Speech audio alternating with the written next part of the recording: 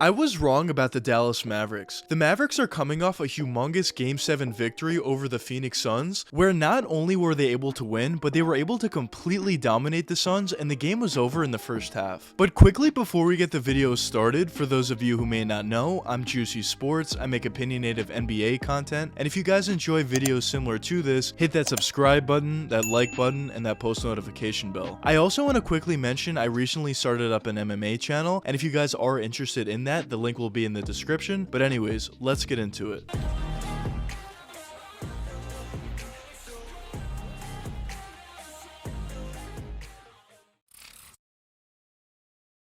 Over the years, basically ever since the Mavs got Luka Doncic, they were always seen as a phenomenal team during the regular season, maybe a 4th or 5th seed in the Western Conference, but once it came down to the playoffs, the Mavs were never truly seen as championship contenders. They of course had the possibility to win a championship, but over the more recent history, people weren't necessarily picking the Mavs as their championship picks. But going into this year's playoffs, things were a little bit different. People still weren't necessarily picking the Mavs as their championship picks for the most part, but the Mavs were seen as a better team than they were in the past, especially after they made that Spencer Dinwiddie trade. And I actually made a video going into the playoffs and also at the time of the trade, talking about how I think the Mavs were probably going to be a better team than people think, due to the versatility and scoring ability that Spencer Dinwiddie would bring to this team. And for that, I have been proven right, but at the same time, I didn't necessarily think this Dallas Mavericks team could beat a team like the Phoenix Suns, and for that, I clearly was wrong. And the thought process that I had going into this series was obviously the Dallas Mavericks were an extremely